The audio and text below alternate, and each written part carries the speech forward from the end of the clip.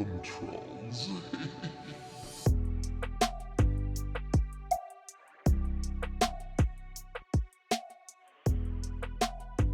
First sees all.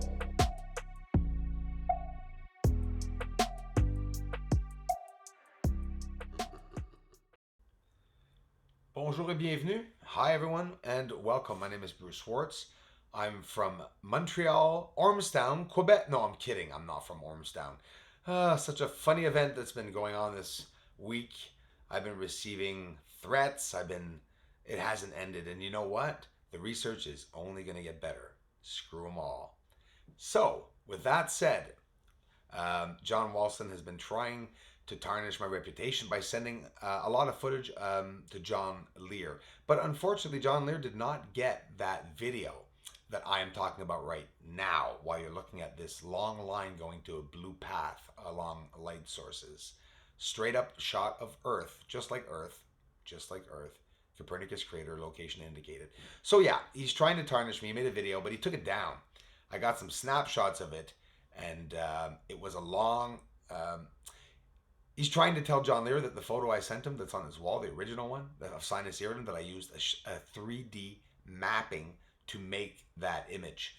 Just to let you know, so John Walston literally tried to tarnish me. And after that, I don't know and I don't care what happened, but all I know is that John Lear and everything and everyone that's surrounding him is out of my life, and I'm no longer interacting with him. So we're going to continue our research and we're going to move onwards, definitely onwards. We're but a hiccup in the matrix. And some hiccups are shit disturbers. Did you see the structuring? Structures, objects, real objects. Oh, mon Dieu Seigneur! Des structures sur la surface de la Lune sans filtre. C'est ça que vous voyez maintenant, mes amis. Aucun filtre ici. C'est un shot avec un appareil photo et un télescope. That's all it is. All this hype and bull crap about my research being filtered by John Walston, bringing all this information to both, Ron Schmidt. He's another troublemaker on Pegasus Consortium. TheLivingMoon.com. I've been talking about TheLivingMoon.com all my freaking 3 years here, but found out that there's a Ron Schmidt, which is John Lear's partner, that's trashing me. He talks about our fundraiser. He talks about my community. He disses any of my community members that go there. And I think it's best that I just, leave the nest, let's just say. So now we're going to look at an inversion shot. And hang on, that's another thing. John Walston tried to make John Lear believe that the Sinus Iridum shot he has on his wall at home is just a shot that was made with a 3D software imaging. I don't even know the complexity of these things. You know what, guys? Guess what? I don't use filters. Never did. Don't have to. And here, people, when they explain my work, they go, watch this. Bruce goes like this. He adds contrast. He backs up. He goes like this. Then he adds this. Then he reverts it to this. No. There's nothing of that done. And the people that are tarnishing me, all the satisfaction that you're going to get is maybe your little groupies. Because the people that you are telling that I'm a liar are going to come to my site and they are going to view my work. And I think they're going to leave your association, especially if you're going to be tarnishing other channels. I don't think any association should be supported if they're tarnishing channels. It's hard for me, guys. John Lear was a mentor for me, a best friend. And when John Walston headed towards his channel, and then Ron Schmidt, and then, I don't know, it was just odd seeing my stuff being defamed on the Living Moon. So honestly, I'm just pushing away, and just staying away doing my research. What do you think of the surface? The Bruce that has been gone for 5 long days in a vortex, but a hiccup in the matrix. So we're looking at actual structuring on the surface. Actual structuring on the surface. Hiccup in the matrix. I'm going to remember that. We're going to zoom in to see all the buildings I'm going to stop saying crap. Hey, we're going to zoom in and look at the surface because it's a surface with objects. And that's what I do. All a distraction, my friends, all a distraction. You're looking at a square building. Okay, I don't care what you call it. It can be an apple, but I don't see square apples very often. So this square object is connected, has connections on the bottom, has many massive connections on the top. Beautiful, symmetrical square yard. And this is just one hiccup in an entire matrix. Yeah, no, they ain't pixels. That's for sure. So we're looking at the virtual surface, and I mean, who can't appreciate that? And my goal here, again, I'm telling you all, was to show you the surface. So yes, we are at ground level. That is the surface. We're not going to get under this, you understand? But we have to get in.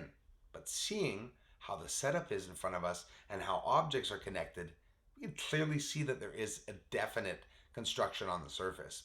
This is all very real. If we go over to the right side of the photo, you can see smokes and hazes.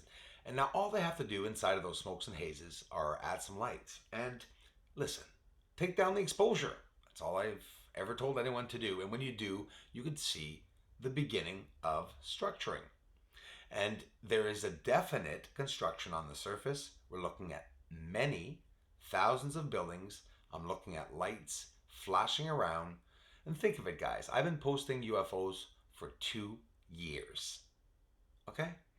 And nothing is going to tell me that there's nothing up there. It's absolutely impossible. If those lights that are roaming around are nothing, well, they would have been spoken about. And they are talked about. Big observatory telescopes see flashes of light on the moon. They see these mist-like objects flying around on the surface of the moon. It's not hidden, and it's all on the internet, and it can all be found. So this line that's leading off to this blue object, and don't forget it's a very particular blue object. There's no other color like that I can see with my 14-inch telescope. So guys, you're looking at a surface without any filters. This is a photo taking legitimately with my camera. It has a button to take snapshots. It's worth over $5,000. I freaking hope there's a button to take a snapshot, and that's all I did. But it's Copernicus crater. So you can see that we are very, very close. You can see signs of atmosphere appearing in colors and hazes on the surface. So guys, how about this? This is a straight up shot of the surface without any filtering whatsoever. Every single color that you see and every single object that has a different color, it has a different color for whatever the reason. This is all a straight up surface. It's directly beside Copernicus crater, and we can see some beautiful surface objects inside of Copernicus crater. We're very close here. As you see, Copernicus's side crater wall is elevated. But let's focus on this area right here. You're seeing actual, direct, straight up shots of the surface of the moon without any filtering. Look at this side tunnel there. It's a definite entrance. It's on the surface. All these objects, symmetry, greens on the bottom. You see the purples from the atmosphere of the photos as I beautifully was able to show it to you guys. And it's a straight up surface of the moon. There's no two ways about it. The colors that you're seeing are absolutely amazing because it's proving to us that some of these objects actually have their each own unique color. I have a great big thank you to shout out to Hassan Ashraf. I hope I'm pronouncing it right. Brother, thank you so much for the generous contributions for being a part of this community. Thanks everyone for the support. Aliens are the moon. Aliens are the moon. And they're mining really up there. And they're mining on the moon. Aliens are the moon. Aliens are the moon. There's fire really up there. And they're mining on the moon. Aliens are the moon. Aliens are the moon. And they may be coming soon.